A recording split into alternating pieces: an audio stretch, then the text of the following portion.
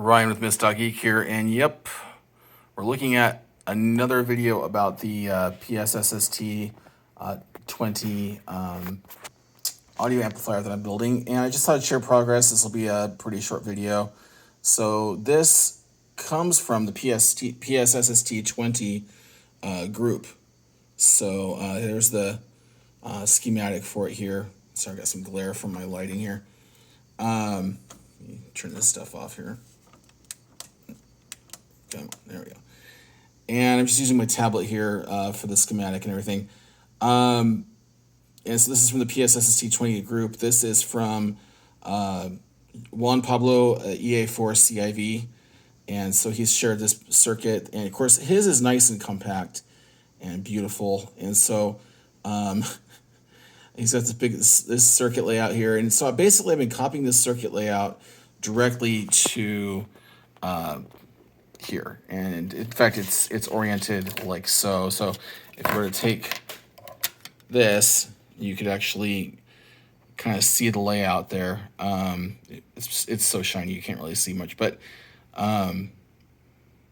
you can the layout is essentially the same. And so what I've been doing is just very carefully going through it. This has taken me way too long so far. I got some long runs here done with copper, and of course I'm still going here, but I keep messing up the the PNP and NPN transistors.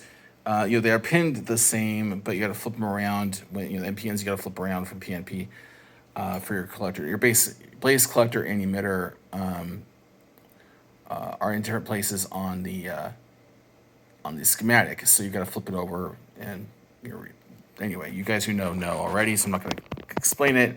But for those that don't, here is NPN, like a 2N2222 or a 2N3904. The arrow is pointing out, so you have the emitter on the on here. So that's going to be, I made myself a little note here, the emitter over here. So I just remember that the arrow is where the emitter goes, and it's always EBC. From left to right, EBC. So over here EBC is EBC, but over here it's EBC the other direction. So that's how I'm remembering it. It's working, kind of. I've made a lot of mistakes. The nice thing about this board is that you can make a lot of mistakes, and they're pretty easy to undo, especially if I give myself lots and lots of room. I wish I had given myself a little less room over here, because I'm running out of room. I've got a smattering of components to add yet. Basically, all of this side. I've got, so this capacitor right here, C3, is this right here. And so Q1 is right here. So I've got some resistors coming off of that. So I've got, looks like 3 resistors going all the way to the power edge, to the edge of the power, and a little bit of so I've got RV1 and R4 there. So RV1 and R4 are going to have to go right in here, and then those other 3 resistors across here, and then a couple more capacitors. And yeah, so I'm going to be coming up right to the edge of this, and it'll take the whole board. And you know what? I'm okay with that. I'm really okay with that. And I don't mind some of these longer runs. Hopefully they don't, cause oscillations and problems. They may. This might be a total bust. I'm just going to pull out a kit that I have for an audio oscillator, or I might just buy an LM380 and call it done. But I needed to get this process down and get my board, learn how to use this board. So for anybody who has ordered these or is going to be using these, get your iron temperature up there. These boards sink a lot of heat because there's a massive ground plane. So especially on the ground diamonds here, these diamonds are the ground, and everything else is just floating. But they dissipate a lot of heat, and so it's really important that you get the heat up to get a good solder. You don't need to use a lot of solder. You can see in spots I have used a lot of solder because I was just really trying to get it to flow well. But In other spots, I've used, not very much at all. Like here, for example, I've used very, very little on that capacitor. So it doesn't take very much, but you got to make sure you get a good solder. And more solder isn't worse. It's just not as clean.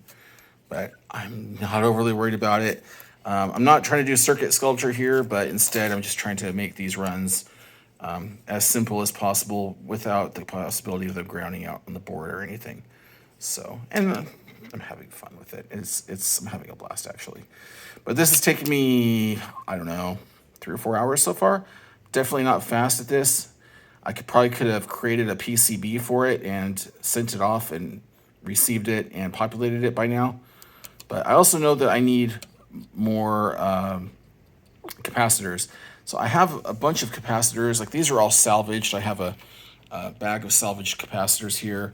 I've got a bunch of capacitors that were actually given to me from, I'm not remembering the call right now. Bill, if you're watching this, I'm sorry for your call. W6 something. I've got these. I've got a bunch of ceramic disc capacitors and, ceramic capacitors here and a bunch of others. But what I actually am lacking is like electrolytic capacitors and whatnot. So this is my mess over here. Anyway, so that's where I'm at. I just thought I'd share and kind of share the fun. Oops, sorry about that. Kind of share the fun, but also kind of the struggle too. This is not, it's fun, but it's definitely not easy. Not for me anyway. For those of you who it's easy, I would love to hear how it became easy for you. But this is not easy for me. But I am having a blast, and part of it is just getting my head to wrap around all of what this circuit is doing here, and getting the parts aligned and like anyway. So that's that. Thank you so much for watching. I do appreciate it.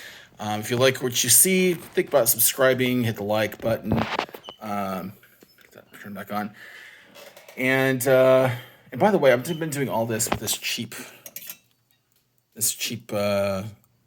soldering iron, and it's been working really well. Anyway, if you like what you see, subscribe, click the like button, and I really appreciate the support. So thanks for watching. We'll see you later.